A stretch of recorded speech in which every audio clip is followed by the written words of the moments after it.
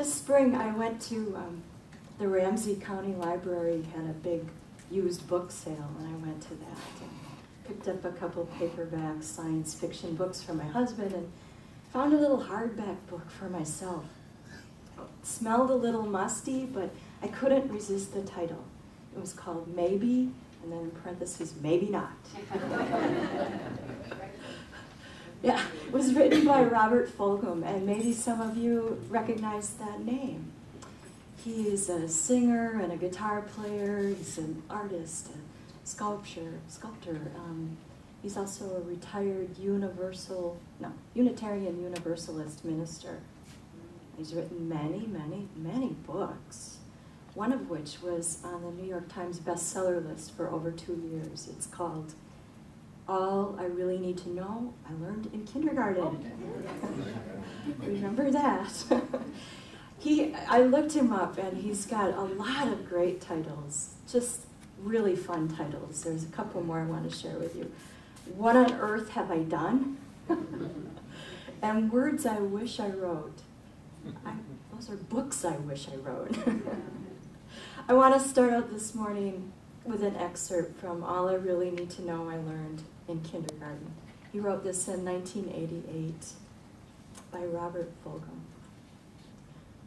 Most of what I really need to know about how to live and what to do and how to be, I learned in kindergarten.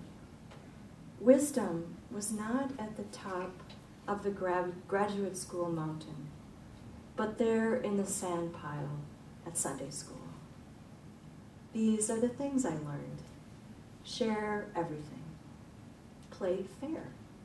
Don't hit people. Put things back where you found them. Clean up your own mess. Don't take things that aren't yours.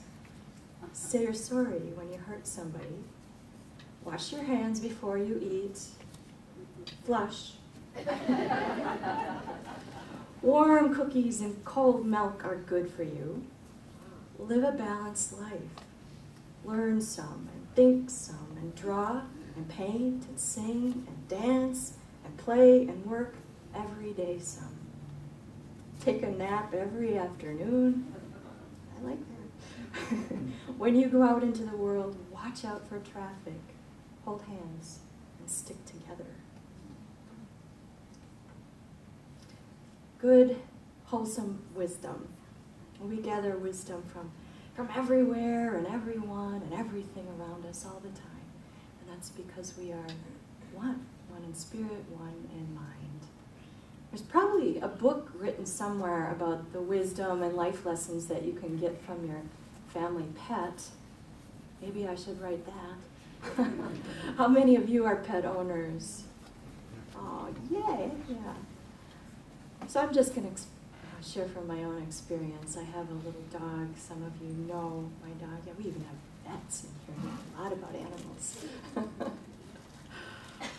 Jasmine is our dog. She's a little Jack Russell Terrier, about 14 pounds of energy and delight. She's 7.5 years old now.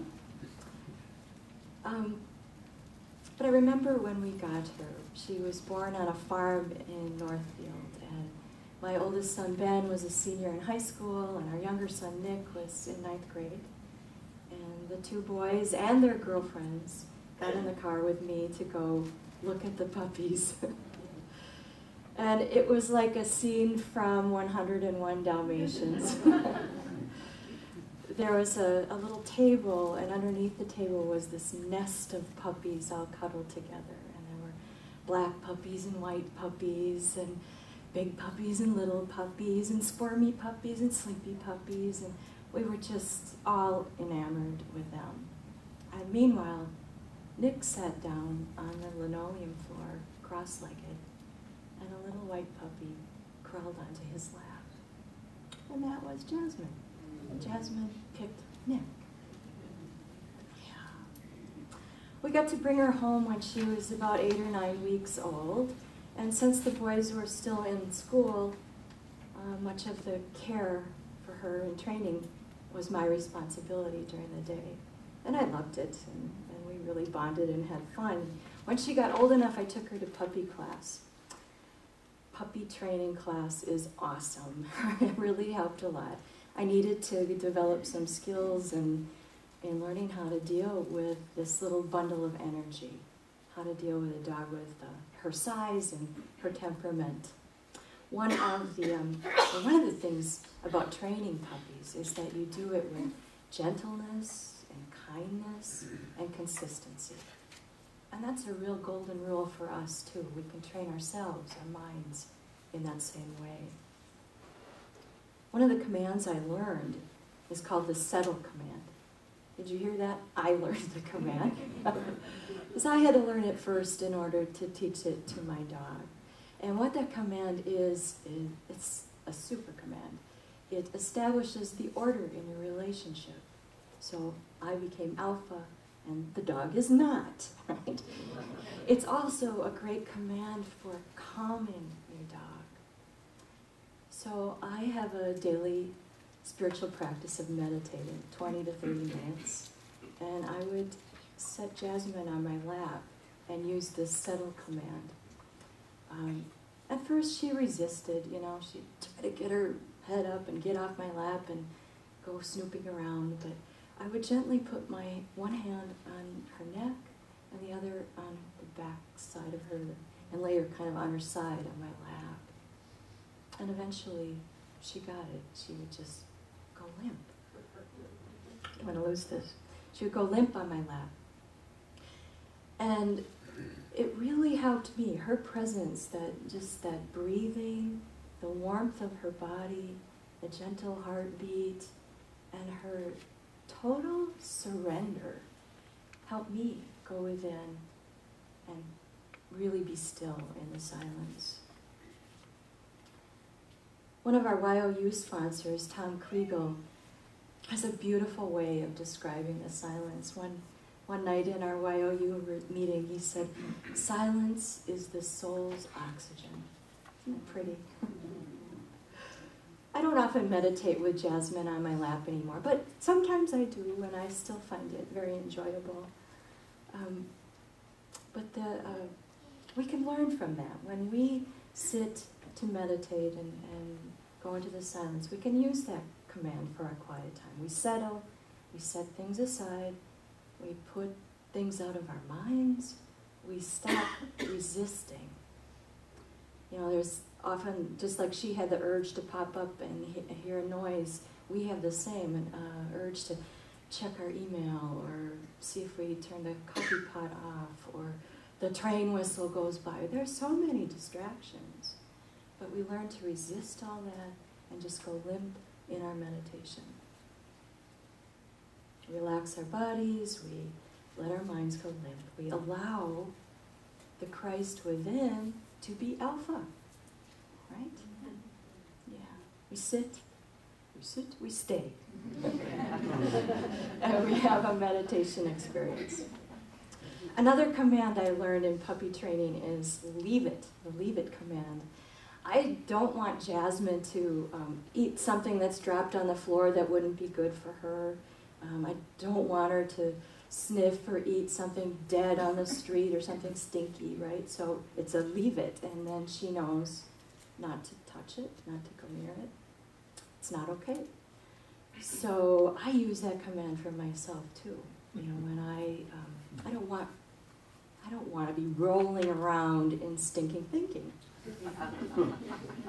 negative thoughts or judgment and that sort of thing. So I can remember that command to leave it, let go, let God, right? Yeah, it's a good one. One of my good friends here recently gave me a little bumper sticker wisdom about dogs. It said, wag more, bark less. All these things are practical life lessons, and they do have wisdom for us. They can help us and provide guidance. And that kind of guidance is everywhere for us if we look for it. But we also go within for wisdom, for spiritual guidance. Here's what the Revealing Word says about wisdom. Wisdom is intuitive knowing, spiritual intuition, the voice of God within, as the source of our understanding. It includes judgment, intuition, discrimination. Let's pause a minute, because usually when we hear that word discrimination, we go to a negative place. We think bigotry or intolerance and bias and that sort of thing. But the word has other meanings. So Fillmore used discrimination there to mean the ability to notice and value quality, the ability to notice subtle differences. Okay, so back to the revealing word. Wisdom is intuitive knowing, the voice of God within, as the source of our understanding. And all departments of mind that come under the head of knowing. This knowing capacity transcends intellectual knowledge. Spiritual discernment always places wisdom above the other faculties of mind and reveals that knowledge and intelligence are auxiliary to understanding. That's Charles Fillmore, folks. What he's saying here is that book knowledge and IQ type knowledge are secondary to our divine understanding. I looked up divine understanding, and that says it's an attribute that comes from the Christ within us, the Spirit of Christ within us. It also says that the price we must pay for the conscious attainment of divine wisdom and understanding is letting go of the personal self with its limited beliefs. So, in order to attain divine wisdom and understanding, we have to let go of this personality, this personal self, and all the limiting beliefs that it holds. So, leave it. And Fillmore again in 12 Powers said, there is in humankind a knowing capacity transcending intellectual knowledge. Once again, saying that the knowing, spiritual knowing, is above and beyond our intelligence. This morning I want to share with you just a beautiful passage from the Wisdom of Solomon. But first, we're going to do a little intellectual background about it. So let's take a breath. This book can be found in some Bibles in the Old Testament, and in other Bibles it's found in the Apocrypha. The Apocrypha in the Bible that I use and that we use in Unity comes between the Old Testament and the New Testament. It's ancient spiritual text that just didn't quite make it into the canon of the Bible. Some of it's just a little more obscure, but it's still considered spiritual writing. So that's what this book is. It's actually in the Catholic Bible. It's called Wisdom in that Bible. Sometimes it's called the Book of Wisdom. In our New Interpreter Study Bible, it's called the Wisdom of Solomon. This book is interesting because it's supposed to be written by King Solomon, but it was written 1,000 years after he lived.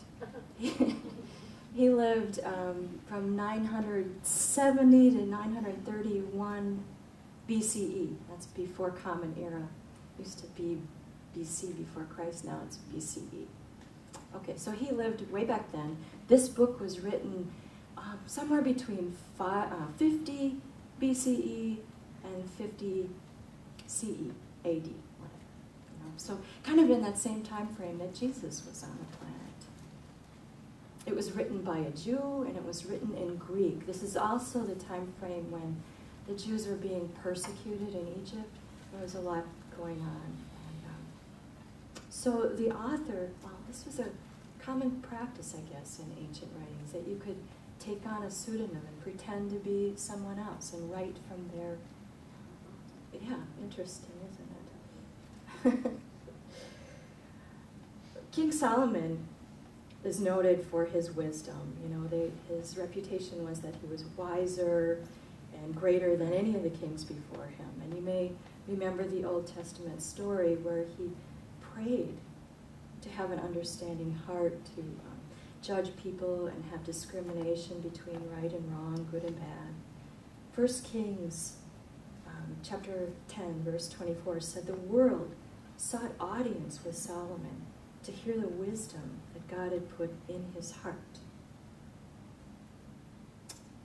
So this author, pretending to be King Solomon,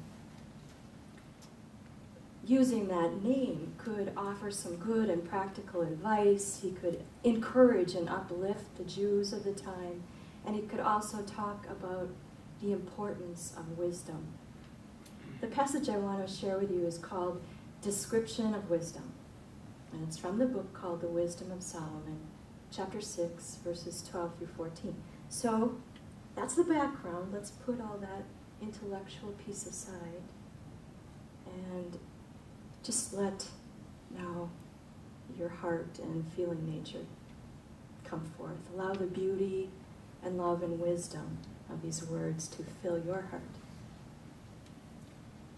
Wisdom is radiant and unfading, and she is easily discerned by those who love her, and is found by those who seek her. She hastens to make herself known to those who desire her. One who rises early to seek her will have no difficulty, for she will be found sitting at the gate. I want to read it again. It's just so lovely. Wisdom is radiant and unfading, and she is easily discerned by those who love her, and is found by those who seek her. She hastens to make herself known to those who desire her. One who rises early to seek her will have no difficulty, for she will be found sitting at the gate.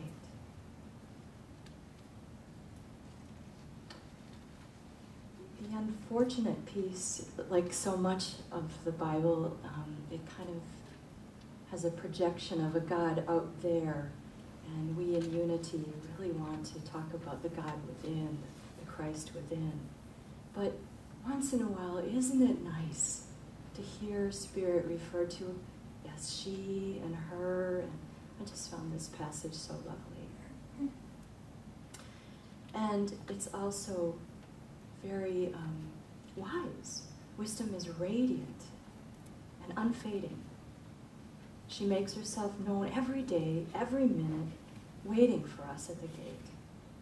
We live in a field of infinite knowingness. We just have to open the gate. The divine is omnipresence, present everywhere, all the time, in its entirety. We don't have to go anywhere. We live in a field of infinite knowingness. Last week we talked about the infinite field, the ocean being the infinite field of the divine mind. We're living in it all the time. Remember earlier when I was talking about Robert Fulghum and the titles to his books, that one that was called Words I Wish I Wrote? And just like this person who wrote as though he were King Solomon, we write the words of the spiritual guidance we receive. When we drop our personality, leave it, and move into higher consciousness, into Christ consciousness, we wake up, and there it is, at the gate, at the ready, always available. I'm going to invite you to try an experiment this week, a spiritual practice. First, I'd like you to identify some consideration, issue, or problem, something going on in your life. Does anyone have one? Then I'd like you to write about it. Using your intellect and intelligence, just write about it. Bullet lists, pros and cons, whatever your mind is telling you about this situation, let it out on paper. And then I wanted you to give voice to your emotional truth as well. So let your feelings out on this paper as well. Get it all out there. And then I want you to, well, let's see. You can either fold it up and put it in your Bible or some spiritual place as symbolic of leaving it. Or you can be brave and rip it up. And then the second part of the experiment, I want you to go in your bedroom and bring a chair in there with you and close the door and set a timer for a 20-minute meditation. And I want you to remember the subtle command when you sit down. Just go limp. Stop the resisting. Allow yourself to melt into this infinite mind. To meet wisdom at the gate. The gate of the field of infinite knowingness. Just be still and know, like the meditation this morning. After 20 minutes, you may or you may not have an answer. That's not really what we're seeking here. But I know you will have is a direct experience with this infinite knowingness. You will come out with that, and it will be well worth your time. Blessings, peace, namaste.